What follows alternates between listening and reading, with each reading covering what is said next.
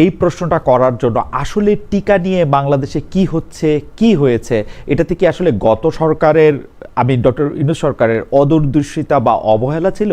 আমি প্রথমে ডক্টর জাবিনকেই জানতে চাই, তারপর আমরা ডক্টর চক্রবর্তীর কাছ থেকে এটি জানতে চাইবো যে এটা কি অদূরদর্শিতা, এটা কি অবহেলা, এটা কি একটা মিসম্যানেজমেন্ট, এটা কি এখনো এটা ম্যানেজ করার সুযোগ রয়েছে কিনা কোনো কুইক কোনো স্টেপস নিয়ে?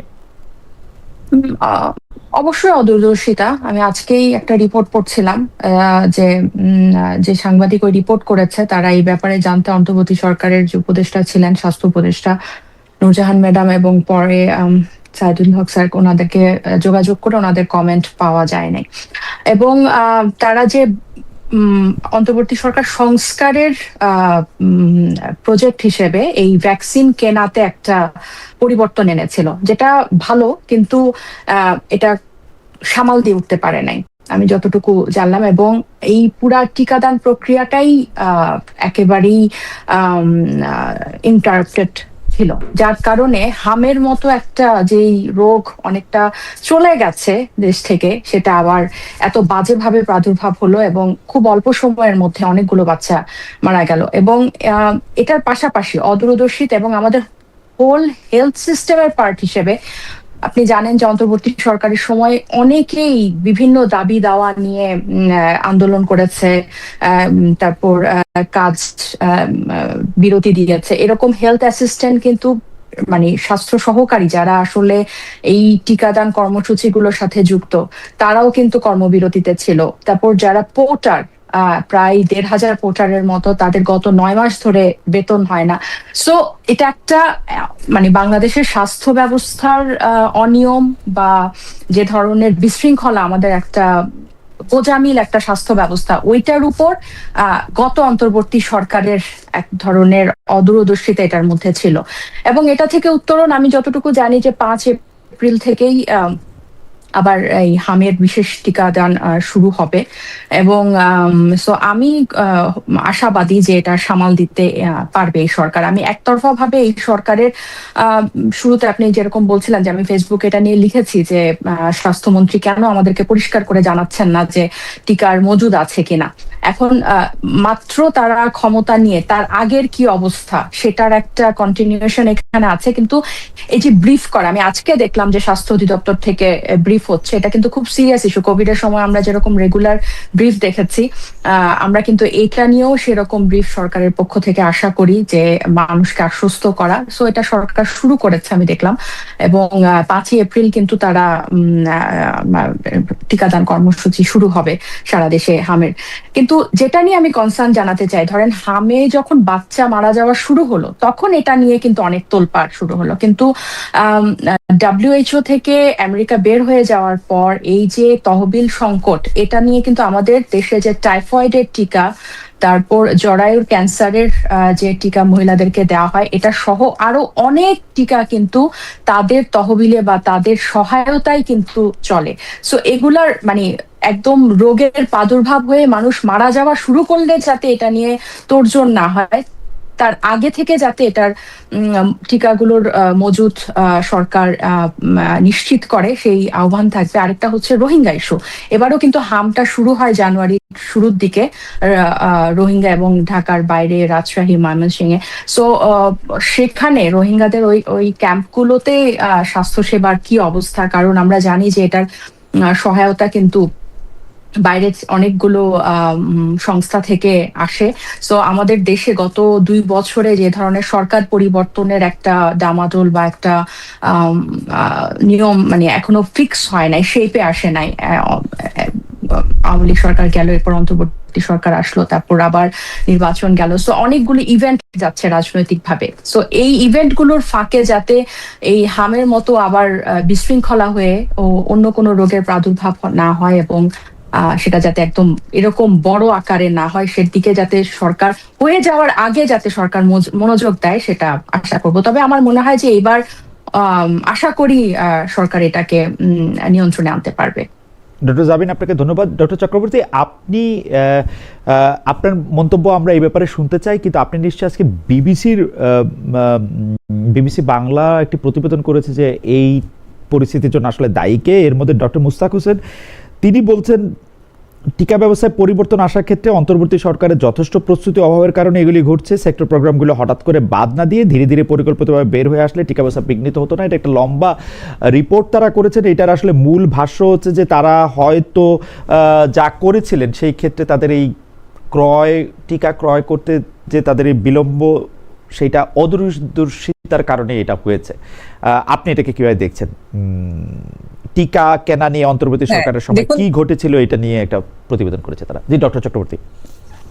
জি জি জি মূল বিষয়টি হচ্ছে, দেখুন যে আমরা আসলে যেটা হয়েছে সেটা যে ঘটনাগুলির ফলাফল সেটাকে এভাবে ব্যাখ্যা করা যায় যে আমরা তো জুলাই অভ্যুত্থান করেছিলাম হচ্ছে একটা অগণতান্ত্রিক ব্যবস্থার অবসানের জন্য, কিন্তু দেখা গেল যে এই নতুন অন্তর্বর্তী সরকার ক্ষমতায় আসার পরে তারা আগের সরকারের অনেক ধরনের প্রকল্প সেগুলিকে যাচাই বাছাই ছাড়াই এক ধরনের বাতিল করার জায়গাটি সেটি কিন্তু শুরু করেছিল।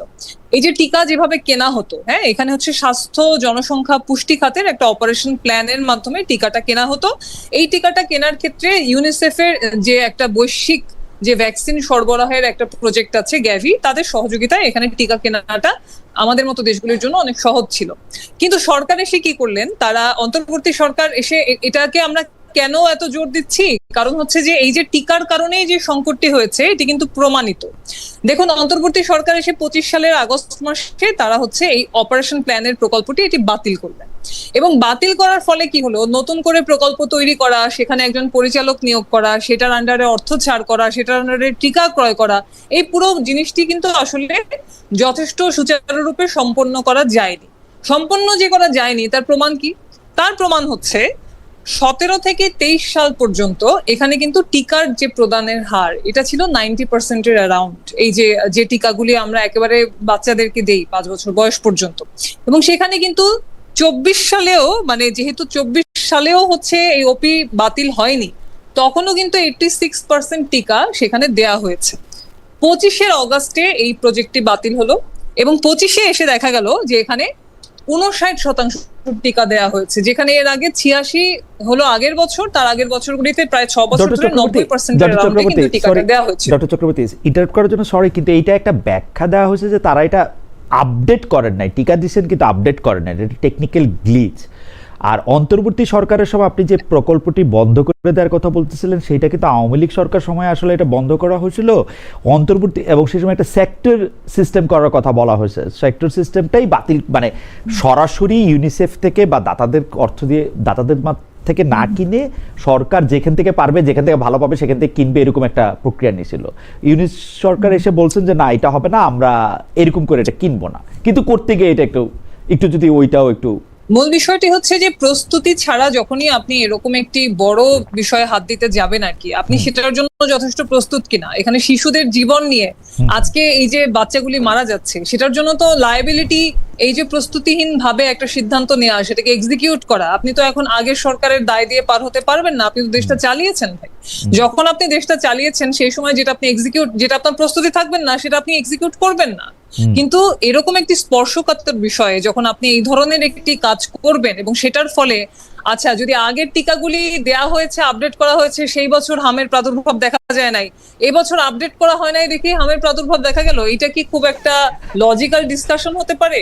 এইটা আসলে মানে আমার মনে হয় যে খুব গ্রহণযোগ্য যুক্তি হতে পারে না। কারণ আসলে স্ট্যাটিস্টিক্স এর বাইরে গিয়ে যদি তারা কোনো দাবি করে থাকেন, সেই দাবি প্রমাণ করার দায়টা তো তাদের, এটা তো আসলে আমাদের দায় না। ফলে এখানে যে ঘটনাটি ঘটেছে অবশ্যই অন্তর্বর্তীকালীন সরকারের যে অব্যবস্থাপনার বিষয়টি, সেখানে তাদের দায় নিতে হবে। এখন তো আমরা দেখলাম যে সেই গ্যাভির কাছ থেকে এখন শেষে 2 কোটির উপরে, প্রায় 2.5 কোটির মতো হচ্ছে এখানে ভ্যাকসিন লোন নিয়ে, তারপরে কিন্তু সরকার এই যে রবিবার থেকে যে ভ্যাকসিন দিবে সেটা কিন্তু হচ্ছে সেই রকম একটি তাদের কাছ থেকে আবার সেই ভ্যাকসিন ধার নিয়ে এখন তাদেরকে দিতে হচ্ছে। তো আসলে বিষয়টি হচ্ছে যে এইরকম একটা স্পর্শকাতর বিষয়ে সিদ্ধান্ত নেওয়ার ক্ষেত্রে অবশ্যই মানুষের জীবন যেখানে যুক্ত, এবং বিশেষ করে শিশুদের জীবন যেখানে যুক্ত, শিশুদের রোগের প্রাদুর্ভাবের সম্ভাবনাটি যেখানে যুক্ত, সেখানে অবশ্যই এখানে একটা প্রস্তুতি নিয়ে চিন্তা ভাবনা করে দূরদর্শী সিদ্ধান্ত নেওয়া প্রয়োজন ছিল। স্বাস্থ্য খাতের বিশেষজ্ঞদের পরামর্শ নেওয়া প্রয়োজন ছিল। আমরা দেখেছি যে স্বাস্থ্য খাতের যে উপদেষ্টা ছিলেন তিনি কিন্তু স্বাস্থ্য ব্যাকগ্রাউন্ডের নন, এবং তার বিষয়ে কাজ করার আদৌ কোনো অভিজ্ঞতা আছে কিনা আমার জানা নেই। কিন্তু তিনি যখন এই ধরনের একটি সিদ্ধান্ত নিচ্ছেন, তারা যখন এরকম গুরুত্বপূর্ণ সিদ্ধান্ত নিচ্ছেন, তারা পারতেন স্বাস্থ্য খাতে কাজ করা যে চিকিৎসক সংগঠনগুলি আছে বা এই হেলথ সেক্টর নিয়ে যারা এর আগে কাজ করেছেন তাদেরকে নিয়ে তারা ডিসকাশন করতে পারতেন। কিন্তু যতই আমরা গণতন্ত্রের কথা বলে অভ্যুত্থানের পরে এরকম একটা সরকারের কাছ থেকে আমরা যতই প্রত্যাশা করেছি আর কি, সরকার কিন্তু প্রত্যেকটা জায়গাতেই জনগণের মতামতের ভিত্তিতে সিদ্ধান্ত নেওয়ার জায়গাটাতে এরকম ব্যর্থতার পরিচয় দিয়েছে। ডক্টর চক্রবর্তী, আপনাকে ধন্যবাদ। আমরা এইবার যে প্রসঙ্গটি করব সেটাও আপনাদের দুজনের জন্য একই প্রশ্ন। আমি প্রথমে ডক্টর জাবিনের কাছে যাচ্ছি, তারপর ডক্টর চক্রবর্তীর কাছে আসব। সেই ব্যাপারটা হচ্ছে যে নারীদের প্রতি অসম্মানজনক বক্তব্যের ব্যাপারটা আবার নতুন করে মানে সংসদ সদস্যদের একজন জনাব আমির হামজা এমন কিছু কথা বলেছেন যে কথাগুলির ক্ষেত্রে আসলে আরেকজন সংসদ সদস্য ব্যারিস্টার রুমিন ফারহানা সেটি স্পিকারের কাছে আবার এটি বিচার চেয়েছেন। আমরা দেখেছি যে জাতীয় নাগরিক পার্টি বা এনসিপির পক্ষ থেকেও এইটার আসলে প্রতিবাদ জানানো হয়েছে। এই ব্যাপারগুলি এরকম হওয়ার কারণ কি? পাশাপাশি আরেকটি প্রশ্ন করে রাখি, একটু লম্বা প্রশ্নের জন্য ডক্টর চক্রবর্তী, ডক্টর জাবিন, আপনারা একটু মনে রাখবেন, অনেকেই আপনারা দুজনেই জুলাই আন্দোলনে ফ্রন্টলাইনার, সেইটা ধরে নিয়েই বলছি যে 1.5 বছর পরে এসে অনেকেরই পর্যবেক্ষণ হচ্ছে যে নারী নেতৃত্ব বা নারী নেতৃত্ব যাতে না থাকে সেই ক্ষেত্রেই হচ্ছে অনেকের উৎসাহ বেশি। অনেকে বলছেন ডক্টর ইউনূস সরকারের ক্ষেত্রেও আমরা এটা দেখেছি, পরবর্তী রাজনীতিবিদদের ক্ষেত্রেও দেখেছি, এমনকি সাধারণ মানুষও যেন চাইছেন। কারণ আমরা যখন প্রশ্ন করি তখন তারা বলছেন যে আসলে রাজনীতি বা ভোটের মাঠের মতো এরকম জটিল পরিস্থিতিতে মেয়েরা ঠিক কতটা খাপ খাইয়ে নিতে পারবে সেটার ব্যাপারে তারা খুব আশাবাদী না, সেই জন্য তারা কম বা শূন্য নমিনেশন দিয়েছেন। এই পুরো ব্যাপারটা নিয়ে যদি বলেন যে সংসদেও বলা এইটা কেন হচ্ছে, এবং নারীদের নেতৃত্বটা কি আসলে সবাই মিলেই অপছন্দ করতেছে কিনা মানে জনগণও। ডক্টর যাবেন, তারপর আমরা ডক্টর চক্রবর্তীকে শুনবো। যারা আসলে সংসদে গিয়ে এই ধরনের মন্তব্য করছে তারা মানে এমন না যে সংসদে যাওয়ার পর তারা অন্য মানুষ হয়ে গেছে বা ফেরেশতা হয়ে গেছে বা অনেক আমূল পরিবর্তন হয়ে গেছে। তাদের মনস্তাত্ত্বিক বা তাদের নারী সম্পর্কে তাদের যে ধ্যান ধারণা ওটা কিন্তু ওটারই প্রতিফলন হয়েছে। তো সংসদে যেহেতু আগে যাওয়ার অভিজ্ঞতা নাই, তারা জানে না যে কোথায় কিভাবে কথা বলতে হয় বা আরেকজন সংসদ সদস্যকে কিভাবে অ্যাড্রেস করতে হয়। তার কাছে তো আমি তো এই কথা অনেকবার বলেছি যে বেশিরভাগ রাজনীতিবিদদের কথাবার্তায় মনে হয় যে তারা নারীদেরকে মানুষই মনে করে না। তারা মনে করে যে নারীদের স্থান তাদের অনেক নিচে এবং একটা নির্দিষ্ট জায়গায় ঘরের মধ্যে। তো ওই জিনিসটা যখন আপনার মনের মধ্যে ব্রেনের মধ্যে থাকবে না, তখন সেটা কথায়ও থাকে না। সো এটা রুবিনা আপা এটা আজকে দেখছিলাম উনি প্রতিবাদ জানিয়েছে এবং স্পিকারের কাছেও বলেছে, কিন্তু আসলে এই জিনিসগুলা বিচার পাওয়া যায় কিনা আমি আসলে জানি না। কারণ গত মানে জুলাইয়ের পরে আমি বলবো যে নারী নেতৃত্ব নিয়ে যে ধরনের জোয়ার বা যে ধরনের বেশি আলোচনা বাংলাদেশের রাজনীতিতে হয়েছে, এর আগে এতটা জোরালো ভাবে হয়েছে কিনা, এবং এখনো কিন্তু মানে নির্বাচনের আগেও নির্বাচনের পরেও সংসদ গঠন হওয়ার পরেও সংসদ চালু হওয়ার পরেও এই বিষয়টা কিন্তু নানান ভাবে এখনো জিয়ে আছে। যে যারা বলছেন যে আপনি জিজ্ঞেস করেছেন সমাজে যে শূন্য চায়, নারী নেতৃত্ব প্রয়োজন নাই, এটা আসলে সমাজের মানুষের চিন্তার প্রতিফলন। কারণ রাজনীতি মতো কঠিন জিনিস বা রাজনীতি বাদ দেন, পরিবারের আপনি যখন আপনার মানে আমরা যখন আমাদের বাবা মার ধরেন এক ভাই এক বোন, সো বোনকে জিজ্ঞেস করা হয় মানে মেয়েকে জিজ্ঞেস করা হয় খুব সাধারণ সফট কোনো ইস্যু, বাজারের কথা বা চিকিৎসার কথা বা ঘরের কোনো কিছু ঠিক করার দরকার হলে সেটার কথা। আর ছেলেকে জিজ্ঞেস করা হয় ধরেন ট্যাক্সের কি, ব্যাংকের কাগজপত্র, রাজস্ব, মানে এই ধরনের জটিল জিনিসগুলো ছেলেকে জিজ্ঞেস করা হয়। সো এই জিনিসটা ঘর থেকেই হয় যে কঠিন জিনিসগুলো হচ্ছে ছেলেদের জন্য, এবং রাজনীতিকে তারা একটা কঠিন জিনিস মনে করে, এবং এই মানুষগুলাই কিন্তু ওই সংসদে গেছে, এই ধরনের চিন্তার মানুষগুলো। সো এটা আসলে এই যে আপনি বললেন শূন্য, এটা তাদের এক ধরনের বয়ানটাকে স্টাবলিশ করা যে আসলে নারী নেতৃত্বের কোনো দরকার নাই, এটা মাঠের রাজনীতি অনেক কঠিন। এখানে যখন ভোটের সময়টা নারীরা টিকে থাকতে পারেন, এবং মনীষাদি নিজে এই গত নির্বাচনের অভিজ্ঞতার কথা বলবে। কিন্তু আমার কাছে যেটা মনে হয় যে এখানে আমরা যখন নারী পুরুষের সমান নেতৃত্বের কথা বলি, আমরা কিন্তু এখানে ওই পেশি শক্তির কথা বলি না, আমরা কিন্তু ওই বুদ্ধিবৃত্তির কথাটাই বলি, আমরা কিন্তু আমাদের ওই পরিশ্রমের কথাটাই বলি।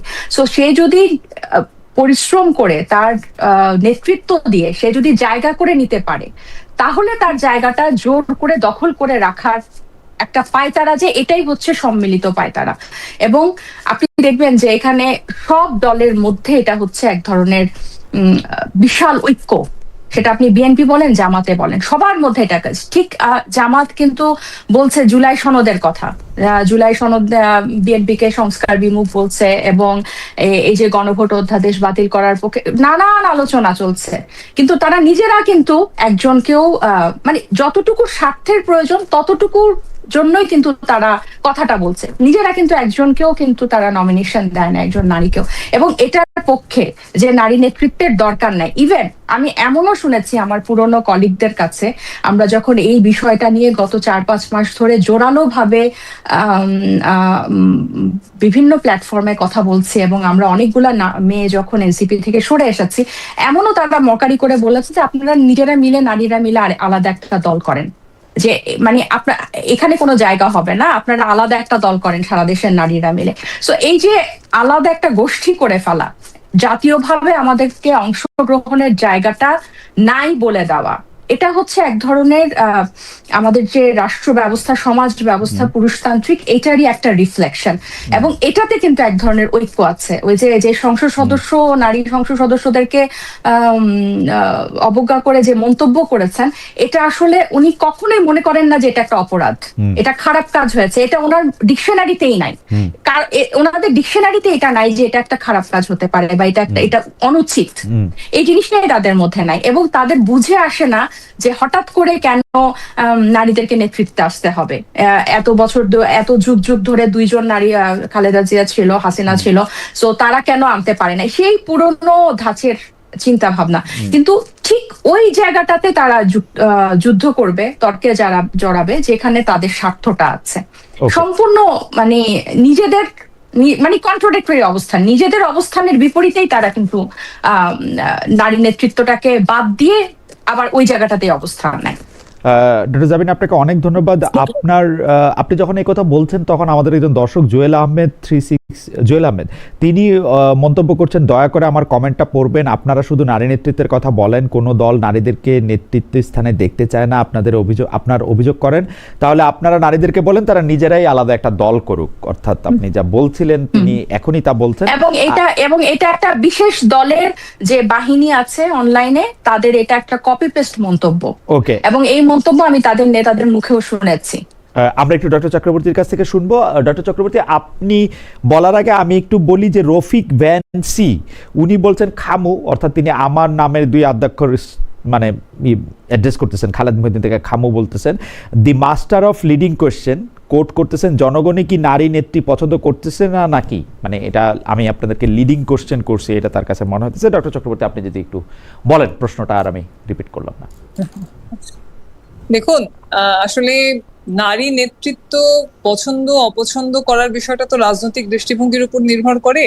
যারা সমাজকে একটা পুরানো চিন্তাধারায় দেখতে চান, যারা হচ্ছে গিয়ে এক ধরনের সামন্তীয় সমাজ ব্যবস্থা কায়েম করতে চান, যারা এক ধরনের ফিউডাল চিন্তা ধারণ করেন, তাদের রাজনৈতিক অবস্থান সেটা একরকম হবে। আবার আমরা দেখি যে এমনকি আমাদের এই কর্পোরেট কালচারের মধ্যেও এই যারা পুঁজিবাদী ধরনের যারা রাজনৈতিক দল করেন, তারাও কিন্তু আসলে নারীদেরকে ব্যবহার করতে চান, কিন্তু নারীদের ক্ষমতায়নটা তারা করতে চান না।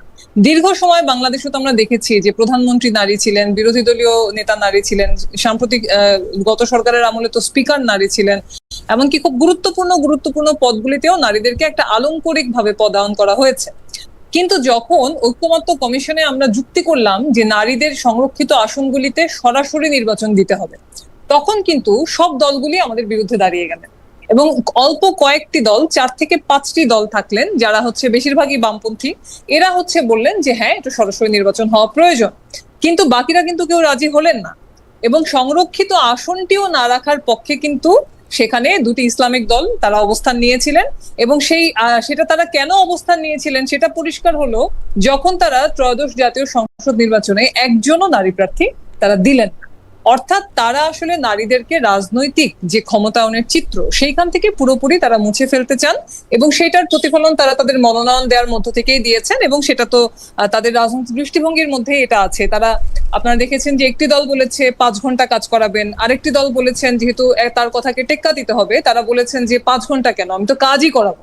মানে এই যে এক ধরনের খুবই মধ্যযুগীয় চিন্তা দিয়ে তারা যে পরিচালিত হন, তারা পরিচালিত হচ্ছেন মধ্যযুগীয় চিন্তা দিয়ে, কিন্তু তারা রাজনীতিটা করছেন কিন্তু এই যুগে। তো ফলে আসলে তাদের এই যে উত্থান, বিশেষ করে 5ই আগস্টের পরে ইনক্লুসিভ পলিটিক্স এর কথা বলতে বলতে আসলে ইনক্লুড যে কাদেরকে করার চেষ্টা করা হয়েছে এটা তো খুবই পরিষ্কার। আজকে সংসদে আমরা দেখছি যে একজন সংসদ সদস্য, তিনি একটি এলাকার নির্বাচিত সংসদ সদস্য, তিনি একটি ওয়াজ মাহফিলে গিয়ে 2জন মহিলা সংসদ সদস্য সম্পর্কে এরকম একটা কুরুচিপূর্ণ মন্তব্য করেছেন। এখানে কিন্তু প্রতিবাদটা আসা উচিত ছিল, আমরা প্রথমেই এটা তো যে কোনো একটা গণতান্ত্রিক সংস্কৃতিতে এরকম একটি বক্তব্য যখন প্রকাশিত হয়, তিনি যে প্রতীক নিয়ে নির্বাচন করেছেন সেই দলেরই উচিত ছিল তাকে এই বিষয়টি নিয়ে একটা কারণ দর্শাতে বলা। সেটা কিন্তু তারা তো করলেনই না, এবং সরকারি দল যারা এখন ক্ষমতায় আছেন তাদেরও উচিত ছিল এই বিষয়টি নিয়ে, একজন সংসদ সদস্য এরকম একটি অনভিপ্রেত মন্তব্য করেছেন সেটি নিয়ে তাদেরও উচিত ছিল অ্যাকশন নেওয়া। কিন্তু কি হলো, শেষ পর্যন্ত যে নারীকে নিয়ে মন্তব্য করা হয়েছে তারই সংসদে বিচার চাইতে হলো। তাহলে আজকে যদি একজন সংসদ সদস্যের বিরুদ্ধে এরকম কুরুচিপূর্ণ মন্তব্য করা হতে পারে, একজন সংসদ সদস্য যদি ন্যূনতম লৈঙ্গিক সমতায় বিশ্বাস না করেন, একজন সংসদ সদস্য যদি মনে করেন যে নারীর শরীর নিয়ে, তার অঙ্গ প্রত্যঙ্গের ভাঁজ নিয়ে তিনি এরকম ভাবে পাবলিকলি কথা বলতে পারবেন, তাহলে আসলে কোন ধরনের সংসদের চিত্র এখানে স্টাবলিশ হচ্ছে। এবং এই সংসদে যারা হচ্ছে গিয়ে শৃঙ্খলা রক্ষা করার কথা, যারা এখানে একটা যদি মানে নৈতিক স্খলনের মতো এক ধরনের আচরণ হয়, যে আচরণটা আসলে আপনার বিধি বহির্ভূত, সেটার বিরুদ্ধে যদি তারা কোনো ব্যবস্থাই না নিতে পারেন, তাহলে আসলে এই সংসদ কোন ধরনের দৃষ্টান্তগুলি স্থাপন করতে যাচ্ছে। আমরা তো দেখেছি যে অভ্যুত্থানের পর থেকে, অভ্যুত্থানের আগে নারীরা যখন রাস্তায় ছিল তখন তাদের উপস্থিতিটা এই ধরনের দলগুলি খুব এনজয় করেছে, তাদের জন্য সেটা প্রয়োজন ছিল। কিন্তু অভ্যুত্থানের পরপরই নারীদেরকে ঘরে ঢুকিয়ে দেওয়ার জন্য যত রকম নারী বিদ্বেষী কর্মকাণ্ড করা যায় সেটা তারা করেছেন। তারা সোহরাওয়ার্দী উদ্যানের মতো উদ্যানে সেখানে সমাবেশ করে স্টেজ বানিয়ে সেখানে নারীদেরকে, নারী কমিশনকে, নারী সংস্কার কমিশনকে, যারা নারীদের সমতার অধিকারের কথা বলেছে তাদেরকে বেশ্যা বলে গালি দিয়েছেন। তাদেরকে এই ধরনের কথাবার্তা তো তারা বলেই এই পর্যন্ত আসছেন। ফলে 51% নারীর ভোট চাই, নারীদেরকে সমস্ত রকম যে ব্যবহার, ভোটের কাজে বলেন, আন্দোলনের কাজে বলেন, নারীদের শ্রমকে সস্তায় চাই, কিন্তু নারীর ক্ষমতায়ন চাই না। এইটা তো আসলে এই চিন্তার বিরুদ্ধে আমরা মনে করি জনমতের একটা বহিঃপ্রকাশ, সেটা অবশ্যই দীর্ঘদিন ধরে নানান রকম আন্দোলনের মধ্য থেকে হয়েছে, এবং ভবিষ্যতে এই প্রতিবাদের শক্তিটা যদি সংগঠিত হয় অবশ্যই সেটা শুধুমাত্র নারীরা নয়, সকল প্রগতিশীল মানুষই এই নারীদের এই ধরনের বক্তব্যের বিরুদ্ধে তারা দাঁড়াবে। আপনাকে ধন্যবাদ ডক্টর চক্রবর্তী। মানে আমি কিছু মন্তব্য পড়ছিলাম, আমাদের ইউটিউবে দর্শকরা যেরকম মন্তব্য করছেন, তো সেই মন্তব্যের ক্ষেত্রে একটি মন্তব্য ঘুরে ফিরে বেশিরভাগ সময় আমি দেখি যে আসে যে মার্কিন যুক্তরাষ্ট্রে কেন এখনো একটি নারী প্রেসিডেন্ট হতে পারলো না। মার্কিন যুক্তরাষ্ট্রের যারা ভোটার আছেন সেইটা তাদের দায়, কিন্তু নারী প্রেসিডেন্ট হতে তো আসলে কোনো বাধা নেই এই দেশটিতে, হয়তো হইতেও পারে কখনো। আর নারীদের প্রতি অসম্মান করে যখন কথা বলা হয় তখন আমি বেশিরভাগ সময় সেটা মার্কিন প্রেসিডেন্ট ডোনাল্ড ট্রাম্পের সঙ্গে অনেকখানি মিল পাই। তার মানে তো মানে আপনারা ডোনাল্ড ট্রাম্পের অনুসারী হবেন কিনা সেটা আমি জানি না। যাই হোক, আমি পরবর্তী প্রসঙ্গে যেটাতে আসতে চাই সেটা হচ্ছে যে এই জুলাই সনদ এবং জুলাইয়ের স্পিরিট বাস্তবায়ন নিয়ে কথা চলছে। বলা হচ্ছে যে বিএনপি আসলে যেই সনদে স্বাক্ষর করে এসছে, যে প্রতিশ্রুতি দিয়ে এসছে, যেই গণভোটে হ্যাঁ ভোট দিতে মানুষকে অনুরোধ করে আসছে, তার প্রত্যেকটা জায়গা থেকে বিএনপি সরে যাচ্ছে এবং এক ধরনের প্রতারণার আশ্রয় নিচ্ছে। বিএনপির পক্ষে থেকে আবার যুক্তি দেওয়া হচ্ছে যে তারা কোনোভাবেই এটা থেকে আসলে সরে আসছে না, প্রক্রিয়া থেকে সেটা আলাদা করা হচ্ছে মাত্র। আমি আপনাদের দুজনকেই প্রশ্নটা করতে চাই, কিন্তু ডক্টর চক্রবর্তী এবার একটু আগে বলবেন, আমরা ডক্টর জাবিনকে তারপরে একটু শুনতে চাই যে ডক্টর চক্রবর্তী আপনি ওইরকম মনে করেন কিনা যে জুলাই স্পিরিটের সাথে সরকার ক্ষমতায় বসে তৃতীয়াংশ যেহেতু তারা সংখ্যাগরিষ্ঠতা তাদের আছে, সেইটার জোরে তারা প্রতারণা করছে আসলে? দেখুন, আমরা আসলে জুলাই সনদ বিষয়ে অনেক আগে থেকেই বলে এসেছি যে এখানে আসলে একটা নির্বাচিত সরকার, সেই আসলে শেষ পর্যন্ত জনগণের ম্যান্ডেট হাতে নিয়ে যারা ক্ষমতায় যাবে, যে বিষয়গুলিতে ঐক্যমত হয়েছে সে বিষয়ে সংবিধান সংস্কারের দায়িত্বটা তাদের উপরেই আসলে দেয়া প্রয়োজন। এবং গণভোটের বিষয়টাও কিন্তু আমরা বলেছিলাম যে আসলে গণভোটটাও খুব প্রয়োজনীয় ছিল বলে আমরা মনে করিনি।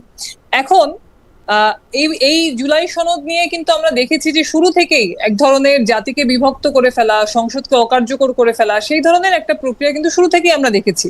সংসদে যেদিন শপথ নেওয়া হলো, সেই দিনই যে সংবিধানের ভিত্তিতে তারা শপথ নিলেন, সেই সংবিধানেরই আবার একটা সংস্কার পরিষদ, সেটাও কিন্তু একটা শপথ নেওয়ার ঘটনা, সেটাও কিন্তু আমরা দেখেছি। এখন বিএনপি তো সংবিধান সংস্কার পরিষদের তারা সদস্য হিসেবে শপথ নেননি, তারা সংসদ সদস্য হিসেবে শপথ নিয়েছেন। ফলে সংসদে সংবিধান সংস্কার বিষয়ে আলোচনার ভিত্তিতে তারা জুলাই সনদের যে বিষয়গুলিতে ঐক্যমত্য হয়েছে, যে বিষয়গুলিতে নোট অফ ডিসেন্ট আছে, সেগুলি আলোচনার ভিত্তিতেই তারা যে ডিক্লেয়ার তাদের পজিশন, সেভাবেই তারা হচ্ছে বিষয়গুলিকে সলভ করবেন, এরকমই তাদের পজিশন। কিন্তু এখানে আমরা মনে করি যে জুলাই সনদের মধ্যে মানে এই বিতর্কটা তুলে যারা বারবার সংবিধান সংস্কার পরিষদকে কার্যকর করার কথা বলছেন, আসলে মূল চাওয়াটা কি? মূল চাওয়াটা কি সংস্কার, নাকি মূল চাওয়াটা হচ্ছে সংবিধানটাকে বাতিল করা? এখানে আমরা দেখি যে সংবিধান জুলাই সনদের মধ্যেও যখন হচ্ছে গিয়ে সনদটা ছিল, সেখানে কিন্তু বলা ছিল যে নোট অফ ডিসেন্ট সহ কার্যকর করা, কিন্তু আবার যখন এখানে অধ্যাদেশটা আসলো সেখানে কিন্তু জুলাই সনদ কার্যকর করা, এভাবে নানান ভাবে কিন্তু একটা কনফিউশন তৈরির জায়গা সেখানেও তৈরি করা হয়েছিল। এবং আমরা তো প্রথম থেকেই বলেছি যে সংবিধানের 4টা মূলনীতি, মুক্তিযুদ্ধের মধ্য থেকে অর্জিত এই যে 4টা মূলনীতি, সেই মূলনীতি গণতন্ত্র, সমাজতন্ত্র, ধর্মনিরপেক্ষতা, বাঙালি জাতীয়তাবাদ, এটা আমাদের মুক্তিযুদ্ধের মধ্য থেকে অর্জিত একটা খুবই গুরুত্বপূর্ণ বিষয় আমাদের জাতির ইতিহাস, যেটার উপর দাঁড়িয়ে আছে। ফলে সংবিধানের ডক্টর চক্রবর্তী একটু ইন্টারাপ্ট করি, আমরা যেগুলিকে সংবিধানের মুক্তিযুদ্ধের মাধ্যমে অর্জিত সংবিধান বা সংবিধানের মূলনীতি বলি, তার কোনোটা কি আমাকে আসলে কোনো ধরনের, মানে আমি যদি একটা সাধারণ নাগরিক আমাকে প্রোটেক্ট করতে পারছে? মানে কোনো সরকার যদি আমাকে গুম করে, খুন করে, আপনার বিরুদ্ধে মামলা দেয়, আপনি প্রতিবাদ করছেন বলে আপনাকে লাঠি পেটা করে, তখন কি সংবিধান আমাকে কোনো রক্ষা কবচ হয়ে দাঁড়ায়? আমাকে কি আজকে যদি 100 মামলা দেওয়া হয়, ওটার কোনো প্রোটেকশন আমি সংবিধান থেকে পাই অনলি বিকজ এটাতে লেখা আছে? আমি কেন ওইটার প্রতি আর স্পেশাল কোনো ওরকম ভালোবাসা দেখাবো? মানে আমার কি সংবিধান? সেই কারণেই তো আমরা বলেছিলাম যে জনগণ সরাসরি যে প্রশ্ন নিয়ে এত পরিমাণে সচেতন নয় বা এত পরিমাণে তাড়িত নয়, সেটার উপরেই তো গণভোটটা হয়েছিল। আবার ধরেন যে এটা আপনি ঠিকই বলেছেন যে সংবিধান কাউকে রক্ষা করতে পারে না, সংবিধানের কারণে কোনো ফ্যাসিবাদ কখনো জন্মায় না। এখানে হিটলারও কিন্তু গণতান্ত্রিক ভাবে নির্বাচিত জনপ্রতিনিধি ছিলেন। আজকে ট্রাম্প যে এই যে দেশে দেশে আক্রমণ করছেন, তিনি কি অনুমোদন নিয়েছেন? এখানে কংগ্রেসের অনুমোদন ছাড়াই তো তিনি আক্রমণ করছেন। কোনো কাগজ দিয়ে, কোনো ডকুমেন্ট দিয়ে ফ্যাসিবাদ প্রিভেন্ট করা যায়, এইটা কখনোই হয় না। সেই জন্য একটা রাজনৈতিকভাবে সচেতন জনগণ প্রয়োজন, যারা প্রত্যেক মুহূর্তে নিজেদের অধিকার রক্ষা করার জন্য যে কোনো ভাবে এক ধরনের পদক্ষেপ নেওয়ার জন্য প্রস্তুত আছেন। আবার দেখেন যে এই যে কাগজের কথা বলা হচ্ছে, সংশোধনের কথা, জাতিসংঘের যে সনদ, সেখানে তো বলা আছে 51 অনুচ্ছেদে যে আপনাকে আক্রমণ না করলে, সশস্ত্র আক্রমণ না করলে আত্মরক্ষার প্রয়োজন ছাড়া আপনি পাল্টা আক্রমণ করতে পারবেন না। তাহলে আজকে কি ইরান কি আক্রমণ করেছিল যুক্তরাষ্ট্রের উপরে? ইরান কি এই যে ধরেন ঘটনাগুলি, মানে এই শুধুমাত্র একটা কাগজে সংস্কার করলেই এখানে সংস্কার সাধিত হয়ে যাবে, এই কথা বলতে বলতে আমরা দেখছি যে সংসদে প্রচন্ড উত্তপ্ত বিতর্ক হচ্ছে। কিন্তু এই সংসদ নির্বাচনের 60 ঘন্টা আগে 9 ফেব্রুয়ারি বাংলাদেশ কিন্তু মার্কিন যুক্তরাষ্ট্রের সাথে একটা চুক্তি করেছিল। সেই চুক্তিতে যা যা বলা ছিল সেইগুলি নিয়ে কিন্তু সংসদে কোনো কথা হচ্ছে না। সেই চুক্তিটা 3 মাসের মধ্যে তো এখানে রিভিউ করার সুযোগ আছে। সেই রিসিপ্রোকাল ট্যারিফ নিয়ে আপনারা জানেন যে সেই চুক্তিতে কি পরিমাণ অগণতান্ত্রিক ধারা ছিল। সেখানে বলা আছে যে বাংলাদেশ যদি রাশিয়ার সাথে বা চীনের সাথে আলাদা করে কোনো মুক্ত বাণিজ্যের চুক্তি করে, সেখানে তার বিরুদ্ধে কিন্তু সেখানে যুক্তরাষ্ট্র হচ্ছে দণ্ডমূলক শুল্ক আরোপ করতে পারবে। এবং এখানে বলা ছিল যে বাংলাদেশ যুক্তরাষ্ট্র যে সমস্ত দেশের উপরে এখানে হচ্ছে গিয়ে বাধা নিষেধ আরোপ করবে, বাংলাদেশেরও সেখানে সেরকম পরিপূরক বাধা নিষেধ আরোপ করতে হবে। মানে এটা শুধুমাত্র বাণিজ্যিক চুক্তি নয়। রাইট, ওই চুক্তি করতে পেরেছেন, সেই পুরস্কার হিসেবে তো ডক্টর খলিলুর রহমানকে এই সরকারও রাখা হয়েছে। এটা তো মারাত্মক ভালো চুক্তি করেছেন উনি। আমরা শুনছি যে এরপরে যত সরকার আসবেন সব সরকারই ডক্টর রহমানকে রাখবেন, এত ভালো ভালো চুক্তি উনি করেছেন। এত মেধাবী উনি। হ্যাঁ, এত মেধাবী মানুষটিকে নিয়ে যে কথা বলার কথা ছিল সংসদে, জি। সেই কথাটি এখনকার সরকারের যারা উপদেষ্টা ছিলেন গত সরকারের, তারা কিন্তু সেই কথা বলছেন না। বাংলাদেশের স্বার্থ সংরক্ষণ নিয়ে যদি তাদের এতই মাথা ব্যথা থাকবে, তাহলে গত আমলে যখন লালদিয়া পানগাঁও টার্মিনালের চুক্তি হলো তখন তারা চুপ করেছিলেন কেন? এবং এইবারে যখন 9 ফেব্রুয়ারি যে চুক্তি হয়েছে মার্কিন যুক্তরাষ্ট্রের সাথে, সেটা নিয়ে তো যারা সেই সময় উপদেষ্টা ছিলেন তারা সেই দলের লোকজনই তো এখন সংসদ আছেন, তারা তো কোনো কথা বলছেনই না। এবং বর্তমান সরকারও কিন্তু আমরা দেখছি যে তারাও কিন্তু চুক্তিটার বিষয়ে একেবারে নিশ্চুপ, এবং লালদিয়া পানগাঁও টার্মিনালের চুক্তি নিয়েও কিন্তু তারা নিশ্চুপ। ফলে প্রয়োজনীয় বিষয় নিয়ে কথার চেয়ে এই ধরনের কাগজের সংস্কার নিয়ে একটা বিতর্ক কিন্তু আমরা হতে দেখছি। ডক্টর চক্রবর্তী, চুক্তি, ডিপ স্টেট, এগুলি নিয়ে আমরা একটু অন্য আলোচনা করবো। আমি শুধু এই পর্বে আপনার কাছে একটু জানতে চাইবো যে আপনি বলতেছিলেন কিন্তু যে একটা কাগজ বা কতগুলি কাগজের সমষ্টি কিন্তু কাউকে ফেসিবাদ হওয়া থেকে রক্ষা করতে পারে না। আপনার কাছে আমার প্রশ্ন, ওই কাগজের প্রতি আমরা এক্সট্রা ভালোবাসা দেখাচ্ছি কিনা? কারণ আমরা দেখছি যেটাকে আপনি বলছেন যে মুক্তিযুদ্ধের মাধ্যমে অর্জিত মূলনীতি, সেই গণতন্ত্র, সমাজতন্ত্র, ধর্মনিরপেক্ষতা এবং জাতীয়তাবাদের একটিও কোনো সরকার মানার ব্যাপারে, মানে এটা মানে তারা হয়তো মুখে বলতে পারে যে তারা মানছে, তারা একদম উল্টা কাজ করে। আপনি দেখেন আওয়ামী লীগ সরকারের কথাই বলেন, এখানে গণতন্ত্র ছিল না, সমাজতন্ত্র কি এটা তারা বুঝতোই না, জানতোই না, কি সামাজিক ন্যায় বিচার টাই বিচার কি কিছু একটা বলছে। কিন্তু জিয়াউর রহমান ব্যাখ্যা করেছেন, হ্যাঁ, জিয়াউর রহমান এটা ব্যাখ্যা করছেন। আওয়ামী লীগ জিয়াউর রহমান সাহেবের ব্যাখ্যা নিয়েই বসেছিল আসলেই মনে হয়, তারপরে কি করছে জানি না। ধর্মনিরপেক্ষতা আপনি খুব ভালো করে জানেন যে ধর্মনিরপেক্ষতা দিয়েও শেখ হাসিনা জান নাই, কিন্তু বরং সম্পূর্ণ উল্টাটা করছেন। জাতীয়তাবাদের তো মানে আমিই বুঝি না, শেখ হাসিনা কি বুঝছেন আমি জানি না। তো ওইটা একটা জিনিসও তো আমার একটা প্রোটেকশন দেয় না, ওই জিনিসটার প্রতি আমি আলাদা, ওইটাই রাখতে হবে, ওইটাই করতে হবে, এটা না করলে হবে না, এটা আমরা কেন বলতেছি? মানে কারণ এটা আমরা বলছি এই কারণ হচ্ছে যে এই শব্দগুলি আমাদের সংবিধানে এমনি এমনি আকাশ থেকে উড়ে এসে জুড়ে বসে নাই। আমরা 30 লক্ষ মানুষ প্রাণ দিয়েছিলাম একটা দেশের জন্য। সেই দেশটা কেমন হবে সেইটার যে স্বপ্নটা, সেটার যে আকাঙ্ক্ষাটা, সেইটা কিছু শব্দের মধ্য থেকে মূর্ত হয়েছিল, একটা সংবিধানে সেটা লিপিবদ্ধ হয়েছিল। ফলে কোন শাসক সেইটাকে বাস্তবায়ন করলো কি করলো না, সেটার মধ্য থেকে আমাদের মুক্তিযুদ্ধের যে 9 মাসের এই যে জনযুদ্ধ, 52 সাল থেকে আমাদের যে ধারাবাহিক সংগ্রাম, এরকম একটা গৌরবোজ্জ্বল ইতিহাস যে শব্দগুলির মধ্য থেকে মূর্ত হয়েছে, সেটাকে যদি কোনো শাসক না মেনে থাকে, সেইটা কিন্তু সেটাকে মুছে ফেলার জাস্টিফিকেশন তৈরি করে না। বরং আপনি দেখেন যে এই এগুলিকে না মানা, এগুলির বিরুদ্ধে গিয়ে দেশ চালানো, এত কিছুর পরও কিন্তু তারা মূলনীতিটা পরিবর্তন করার সাহস দেখায় নাই। কিন্তু আজকে কিন্তু সেই সাহসটা দেখানো হচ্ছে। আজকে আমাদের দেশের ত্রয়োদশ জাতীয় সংসদ নির্বাচনের সংসদের প্রথম অধিবেশন, সেই অধিবেশনে যুদ্ধাপরাধী রাজাকারদের নামে শোক প্রস্তাব আনা হয়েছে। কি পিকুলিয়ার একটা বিষয় দেখেন যে আজকে একই শোক প্রস্তাবে মুক্তিযোদ্ধাদের জন্য আমরা শোক প্রকাশ করছি, আবার রাজাকারদের জন্য আমরা শোক প্রকাশ করছি। এই শোকের আসলে চরিত্রটা কি, এটা কিন্তু মানে মানুষের মধ্যে প্রশ্ন তৈরি হয়েছে।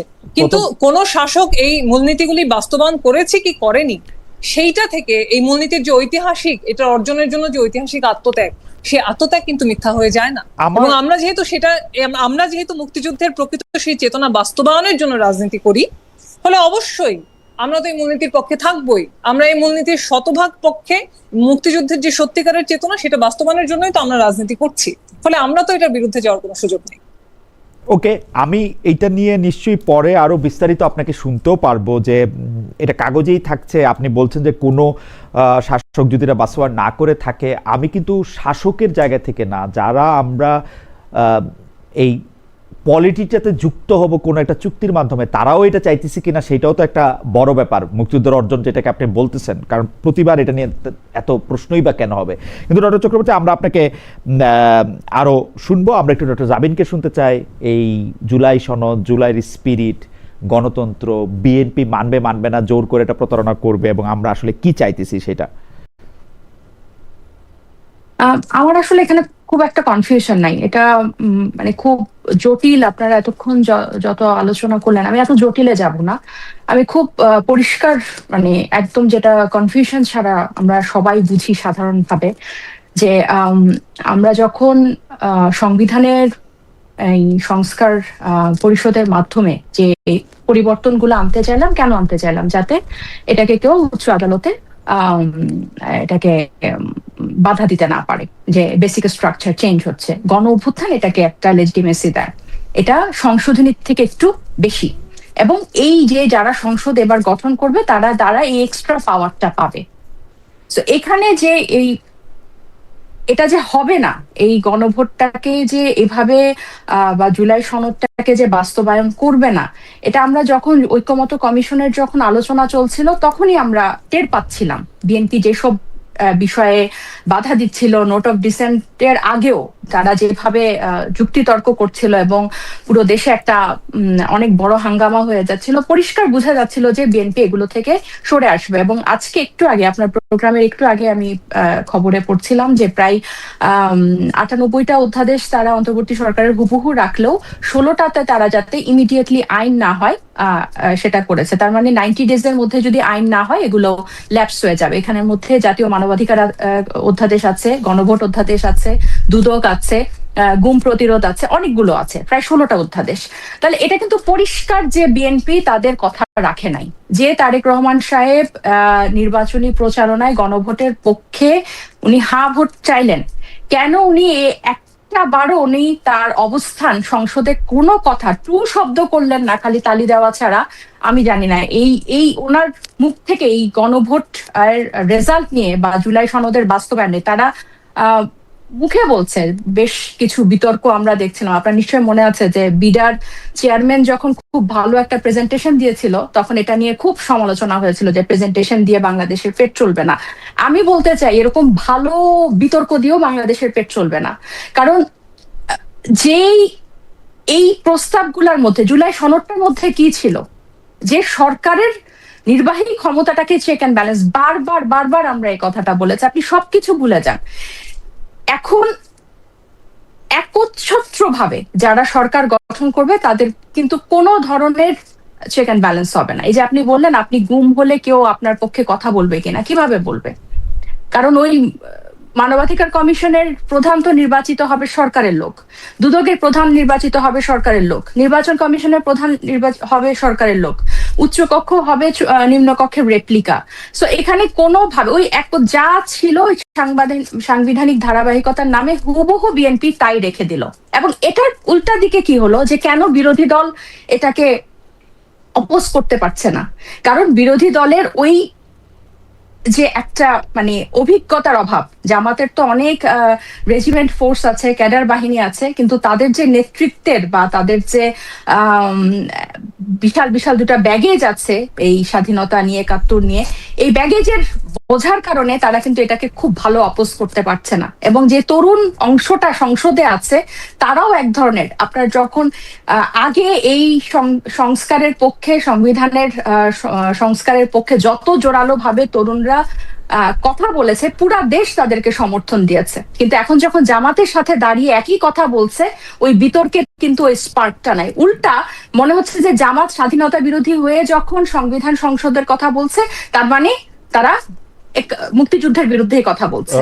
মানে এখন আপনার যখন নির্বাহী ক্ষমতাকে চেক অ্যান্ড ব্যালেন্স দেওয়ার জন্য আপনি যখন সংবিধান পরিষদ সভার কথা বলবেন, তখন ব্যাপারটা হয়ে যাবে যে তারা মনে হয় 71-এর বিরুদ্ধে কথা বলছে, স্বাধীনতার বিরুদ্ধে। সো আমার কাছে মোদ্দা কথা হচ্ছে, এই সংসদটা বা এই জুলাই সনদ নিয়ে বাস্তবায়ন নিয়ে কথা বলা এখন অনেকটা ওই ট্রেডমিলে হাঁটার মতো।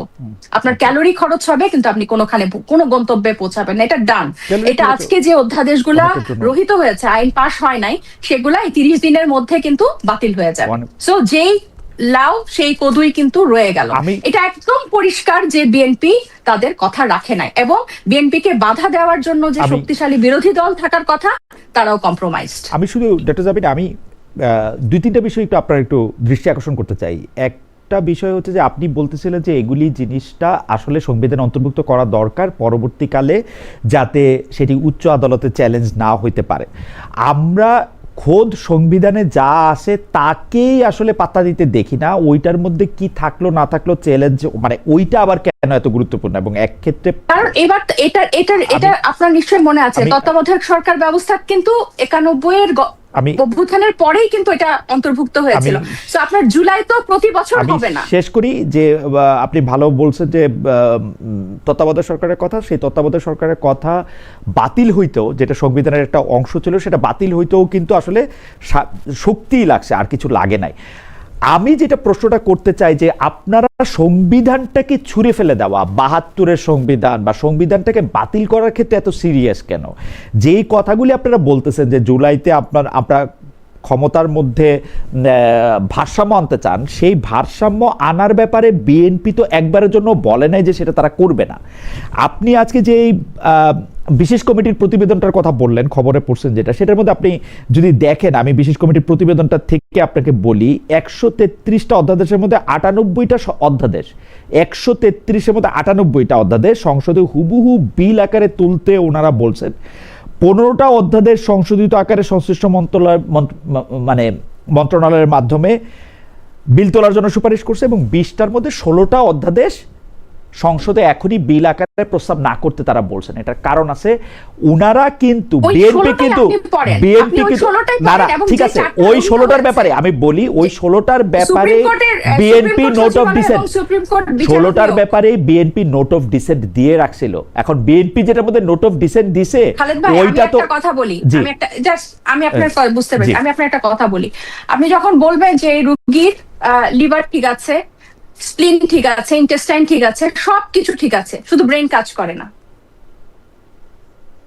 ওই আপনি 133টার মধ্যে ওই 98টা বলে মনে হচ্ছে যে অনেক কিছু হয়ে গেছে, কিন্তু যেই কারণটাতে বাংলাদেশ বারবার ভুগেছে, এই সরকার ব্যবস্থা, এক সরকার গিয়ে আরেক সরকারে হাত বদল, যেই জায়গাটাতে বারবার হোঁচট খেয়েছে, বারবার পিছিয়েছে, কেন ওই জায়গাটা আমরা সবাই মিলে ঠিক করতে আমরা একমত হচ্ছি না? আর বিএনপি যদি বারবার তারা বলছে, তাদের নির্বাচিত সংসদ সদস্যরা বলছে যে আমরা জুলাইকে ধারণও করব, সংবিধানও রাখবো, কেন তারা জুলাইকে সংবিধানের মুখোমুখি দাঁড় করিয়ে দিচ্ছে? কেন জুলাই সনদ বাস্তবায়ন মানে সংবিধানকে সংবিধানের বিরুদ্ধে দাঁড়িয়ে এরকম হইতে পারে? আমি একটু শেষ করি। এই তত্ত্বাবধায়ক সরকার ব্যবস্থা কিন্তু যখন হাসিনা বাতিল করে, তখন কিন্তু এটাই বলেছিল যে বেসিক স্ট্রাকচারের সাথে সাংঘর্ষিক হচ্ছে। সো এইবারের সংসদকে তো বিশেষ পাওয়ার এটা দেয়া হচ্ছিল, এবং ঐক্যমত্য কমিশনের সবাই আলোচনা এত কিছু করে তো বিএনপি ওখানে সাইন করেছে। কেন বিএনপি আগে নির্বাচনের আগে এটা বললো না যে আমরা এখানে 4টা প্রশ্নে সবগুলাতে একমত না, এবং আমরা রাষ্ট্রপতি শপথ পড়াতে পারে না? এগুলো কেন আগে আলোচনা করা হলো না? তাহলে তখন এটা হইতোই না, জুলাই সনদ এই নাটকেরই দরকার ছিল না। আপনারা যখন এটা মানবেনই না, তাহলে এটা আগেই দরকার ছিল না। আবার বিপ্লবী সরকার কেন হলো না? তো বিপ্লবী সরকার তরুণরা করতে পারে নাই, তরুণরা নতুন, তরুণরা বুঝে নাই।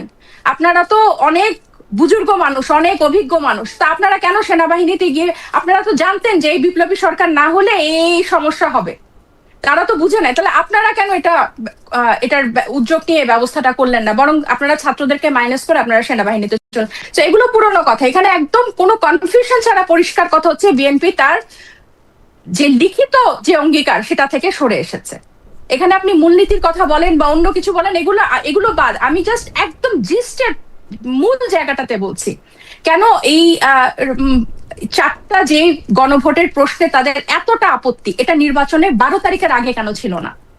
তখন কেন তারা এরকম, এবং স্বয়ং প্রধানমন্ত্রী এটার পক্ষে, তারেক রহমান সাহেব এটার পক্ষে নির্বাচনী প্রচারণা চালালেন যে আপনারা অবশ্যই কিন্তু ধানের শীষের পাশাপাশি গণভোটে হাত দিবেন। তাহলে এখন এই আপনি 16টা অধ্যাদেশ দেখেন, যে অধ্যাদেশগুলো 98টাকে এক সাইডে রাখেন, 98টা হচ্ছে লিভার আর স্প্লিন, আর ব্রেইন হচ্ছে এই জায়গাটাতে, হার্ট হচ্ছে এই জায়গাটাতে। আমি জাস্ট প্রশ্নটা করতে চাই যে এই আপনার ব্রেইন বা হার্টে কি বিএনপি নোট অফ ডিসেন্ট দিছিল কিনা? বিএনপি তো নির্বাচন কমিশনারটাতে নোট অফ ডিসেন্ট দেয় না। নির্বাচন কমিশনের প্রধান কিন্তু সব ভাবে হবে এটাতে কিন্তু তারা ছেড়ে দিয়েছিল, দেয় নাই? গণভোটে আমি বলি, গণভোট টোটাল গণভোটে তো তারা পক্ষে ছিল, তারা টোটাল গণভোটের কিন্তু তারা পক্ষে ছিল।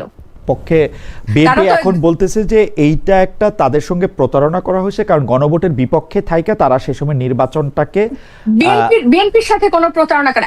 আমি যেটা বলছি, প্রতারিত যদি কেউ হয়ে থাকে সাধারণ মানুষ, বিএনপি থেকেও হয়েছে, জামাতের থেকেও হয়েছে, প্রত্যেকটা এস্টাবলিশমেন্ট থেকে হয়েছে, তরুণদের থেকেও হয়েছে। কারণ আমরা যে এই ধরনের সংবিধান নিয়ে এই যে এত কবজা এত কিছু করছে, এটাতে কিন্তু সাধারণ মানুষের ভাল লাগছে না, তাদের কিন্তু দিনকাল চলছে না।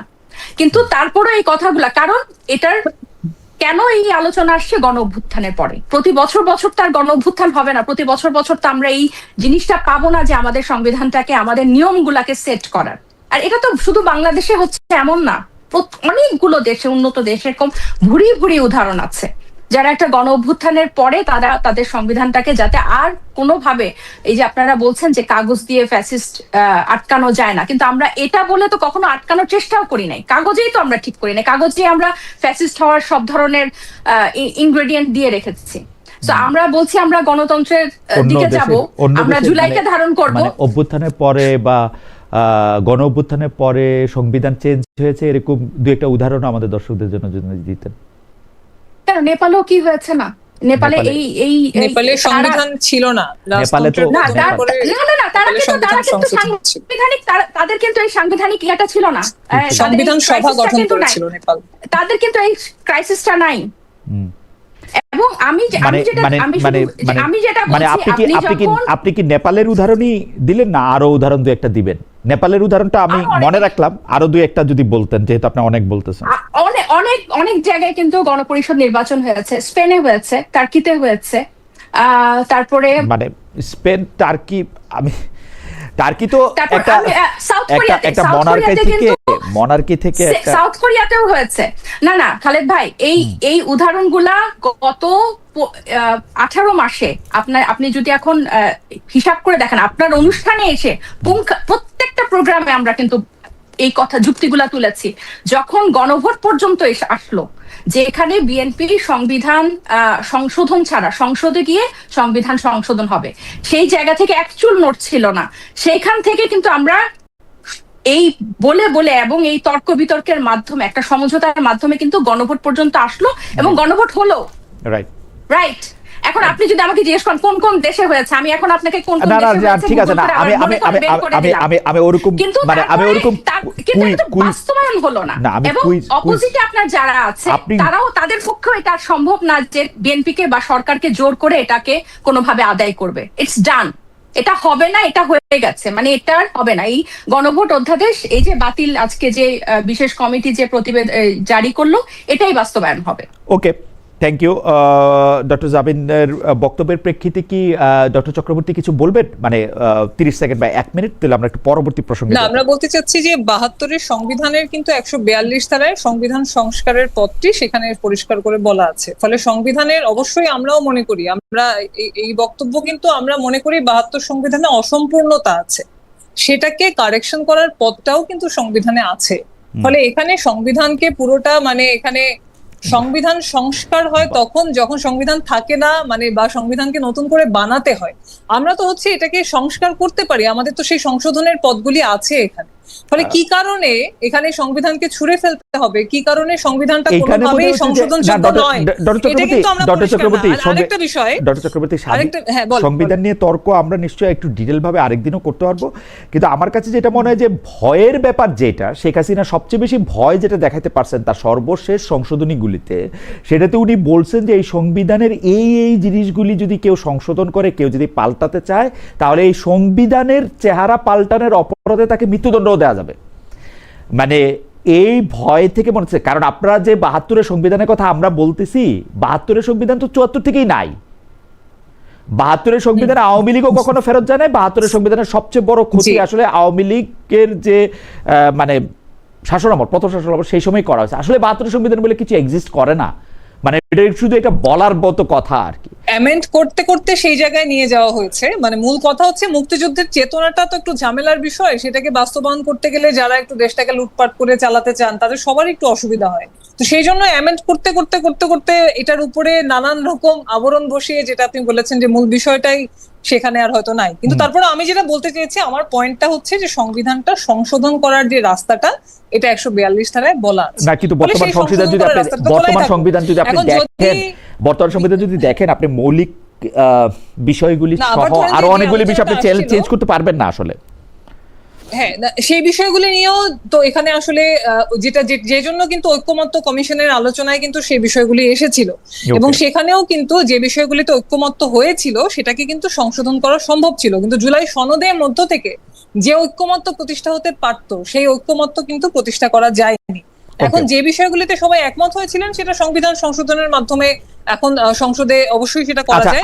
আমরা সংবিধান নিয়ে আপনি যদি একটু আপনি যদি সংবিধান আরেকটা কথা আমি বলতে চাই, বারবারই বলা হচ্ছে যে জুলাই বারবার আসবে না। আমরা তো মনে করি যতদিন না পর্যন্ত মুক্তিযুদ্ধের চেতনা এই দেশে বাস্তবায়ন হবে, জুলাই বারবার আসবে, অভ্যুত্থান বারবার হবে। আমরা কি দেখি নাই 90 সালে বাংলাদেশে অভ্যুত্থান হয় নাই, 24-এ আরেকটা গণঅভ্যুত্থান হয় নাই? কেন বারবার এই দেশে অভ্যুত্থান হচ্ছে? কারণ মানুষের যে অ্যাসপিরেশন, তার বিরুদ্ধে গিয়ে যারাই দেশ চালাবে তার বিরুদ্ধেই জনগণ রাস্তায় নামবে। কোন অভ্যুত্থানই শেষ অভ্যুত্থান না। আমরা এবার ঠিক করে এটা করব না, আরেকটা অভ্যুত্থান আসার পরে ঠিক করব, এটা ভালো কথা বলছো হচ্ছে কিনা? না না, আমরা সেটা ভালো কথা বলছি না। আমরা বলতে যাচ্ছি কোন স্বৈর শাসনই আলটিমেট স্বৈর শাসন না, কারণ তার বিরুদ্ধেও তো মানুষ রাস্তায় নামবে। আজকে যদি কেউ মনে করেন যে অভ্যুত্থানের মধ্য থেকে ক্ষমতায় এসে আমরা পেয়ে গিয়েছি, এখন যা খুশি তাই করব, তাদের তো এটা মনে রাখতে হবে যে 17 বছর যে সরকার ক্ষমতায় ছিলেন তারা যে ক্ষমতা থেকে কোনোদিন যাবেন সেটা তো তারাও তাদের অ্যাটিটিউডে তো সেটা মনে হয়। আমার মনে ডক্টর চক্রবর্তী, আমরা পরবর্তী প্রসঙ্গে যাই। আমি একটু খালেদ ভাই একটু একটা লাইন কি যুক্ত করতে পারবো? জি প্লিজ এক লাইন হলে করেন। না, মনীষাদের স্পিরিটের সাথে আমিও একমত প্রকাশ করি যে আমি বুঝতেছি উনি কোন এনথুসিয়াস থেকে এটা বলছে যে বারবার গণ অভ্যুত্থান হবে, কিন্তু বারবার মানুষের রক্ত যাবে এটা তো আমরা মানে আসলে আশা করতে পারি না। এই যে রক্ত যে দিচ্ছে, এই সংসদে বসে অনেকে বলছে এত রান করেছে, অত রান করেছে, রান কে বেশি করেছে, অনেক কারাকারি। আসলে জান তো দিয়েছে, রুতও গিয়েছে মানুষের, হ্যাঁ, সাধারণ মানুষের। সেই রক্তের মূল্য যদি সংসদে বসে আমরা না দেই, আমরা যদি ওই মানুষগুলাকে আবার ফেলার জন্য আবার রক্ত দেই, আমার রক্ত তো যাবে না, যাবে সাধারণ মানুষের। আমার মনে হয় এই বক্তব্যটা ওইটা রক্ষা করা, আপনার বক্তব্য পরিষ্কার, আপনি এটা আগেও বলছেন। আমি এইবার যে প্রসঙ্গে ডক্টর চক্রবর্তী আর যুক্ত করেন না, এই যে রক্ত যাওয়ার প্রসঙ্গটা 71 সালে 30 লক্ষ মানুষের কিন্তু রক্ত গিয়েছিল, তারপরেও কিন্তু বাংলাদেশের সেই চেতনাটা বাস্তবায়ন হয় নাই। ফলে আসলে আমরা তো চাইবো অনেক কিছু, কিন্তু ওই যে আম গাছের কাছে কাঁঠাল চেয়ে তো লাভ নাই। মানুষের প্রাণ গিয়েছে ঠিকই, কিন্তু ক্ষমতায় কারা এসেছে সেটাও আমাদের ভাবতে হবে, যে তাদের ক্যারেক্টার, তাদের পলিটিক্যাল পার্টির যে তাদের ইতিহাস, সেগুলিও দেখে আমাদের বিবেচনা। আমরা পরবর্তী প্রসঙ্গে যাই। এই প্রসঙ্গটাতে আমরা একটু ডক্টর জাবিনের কাছে আগে শুনবো, তারপর আমরা ডক্টর চক্রবর্তীর কাছে যাব। কিন্তু একজন দর্শক, ওনার নাম বোধহয় শান্ত মুখার্জি। ওকে, শান্ত মুখার্জি এটা বোধহয় আমাকে বলছেন, কারণ নাম বলেন না সেজন্য ধরে নিচ্ছি এটা আমাকে বলছেন। বর্তমানে আপনি যেভাবে এনসিপি বা জামায়াত বা ইউনূস সরকারের পক্ষে কাজ করছেন, যদি কখনো সরকার ব্যর্থ হয় তাহলে শ্যামল সরকার, রূপা দম্পতির যেমন জেল খাটছেন তেমনি আপনার কোনো দায় থাকবে কিনা? ওয়েল, আমি পরবর্তী প্রসঙ্গে যাই। প্রসঙ্গটা হচ্ছে এরকম যে ডিপ স্টেট, এটা আমাদের শেষ প্রসঙ্গ। আমরা ডক্টর জাবিনকে আগে শুনবো, আমরা তারপর ডক্টর চক্রবর্তীকে শুনতে চাই। অন্য কোনো প্রসঙ্গ না আসলে এটা আমাদের শেষ প্রসঙ্গ। সেটা হচ্ছে ডিপ স্টেট চেয়েছিল ডক্টর ইউনূস সরকার যাতে 2029 সাল পর্যন্ত ক্ষমতায় থাকে। সম্প্রতি এমন মন্তব্য করেছেন অন্তর্বর্তী সরকারের সাবেক উপদেষ্টা জনাব আসিফ মাহমুদ সজীব ভুঁইয়া। আওয়ামী লীগ যে দাবি করে থাকে যে তাদের পতন ডিপ স্টেটে, মানে তাদের পতনের ডিপ স্টেট ষড়যন্ত্র করেছে। আমরা এতক্ষণ জনগণের আত্মত্যাগ, জনগণের রুহু, জনগণের জান বা কার রান, সেগুলি নিয়ে আমরা চিন্তা করছিলাম, কিন্তু এখানে ডিপ স্টেটের মন্তব্য করছেন যিনি সরকারে ছিলেন, আন্দোলনে ছিলেন, এরকমই একজন।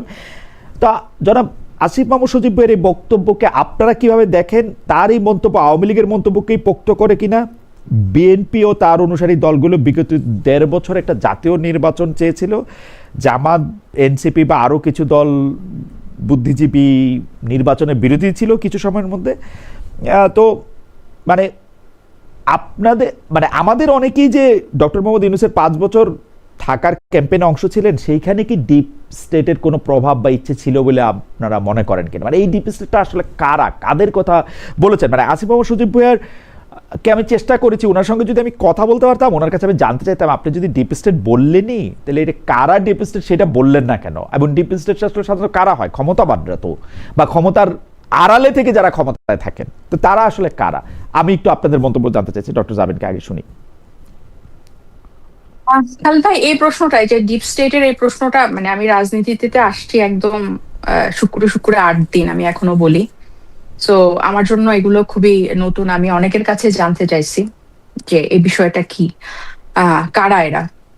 এবং আপনি বললেন না যে উম, মানুষের জান বা রূহ, আমি শুধু এতটুকু বলতে পারি যে ডিপ স্টেট হোক আর সুপারফিশিয়াল স্টেট হোক, আসলে কোনো মানুষকে গুলির সামনে দাঁড় করানো এটা কখনো মানে অর্গানিক ছাড়া, এটা এইভাবে মানে যেভাবে জুলাই আগস্টের ওই 36টা দিন যারা খুব কাছ থেকে দেখেছে আহ, বা খুব কাছ থেকে সম্পৃক্ত ছিল এই পুরো ঘটনার সাথে, এই পুরো গণ অভ্যুত্থানের সাথে, আহ তারা কখনোই এটা কাউকে কোনো একটা গোষ্ঠীকে বা কোনো একটা ডিপ বা সুপারফিশিয়াল স্টেটকে এটার পুরো কৃতিত্ব দিবে না।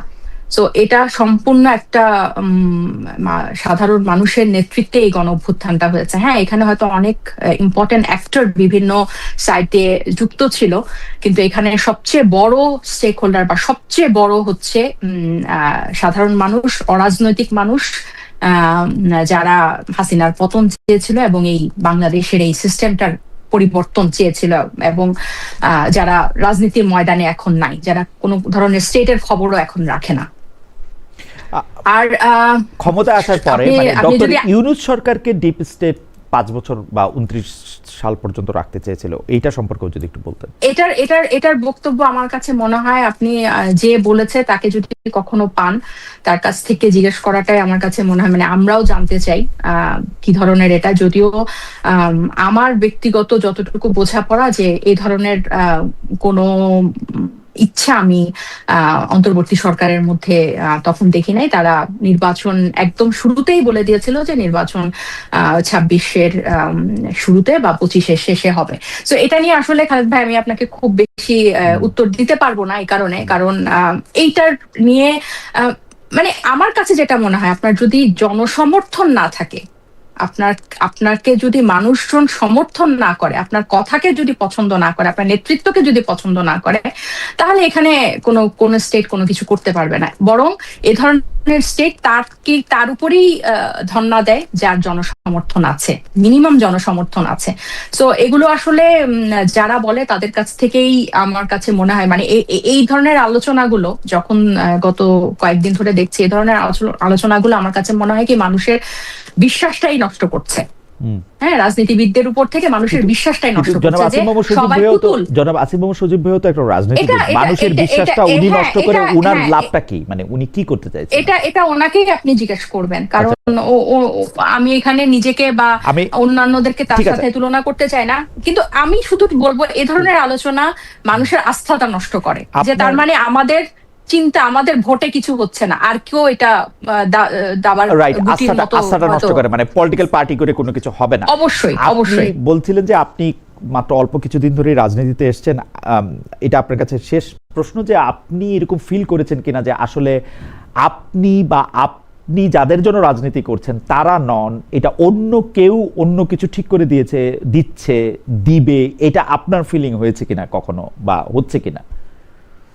এটা না, এটার থেকেও বড় যেটা আমার কাছে মনে হয় যে এটা আমার পুরো সিস্টেমটাকে নিয়ে আমার মনে হয়, এটা শুধু আমি যার জন্য রাজনীতি করছি বা আমি যে দলের রাজনীতি করছি সেই দলের না, পুরো বাংলাদেশটাই আমার কাছে মনে হয়। এখানে অনেকগুলো অ্যাক্টর আছে, এখানে সামরিক বেসামরিক ব্যুরোক্রেসি আছে, এখানে বিভিন্ন পুরনো রাজনৈতিক দল আছে, এখানে সিভিল সোসাইটি আছে। সো এখানে আমার কাছে মনে হয় এদের একটা সম্মিলিত একটা সিনক্রোনাইজেশন বাংলাদেশের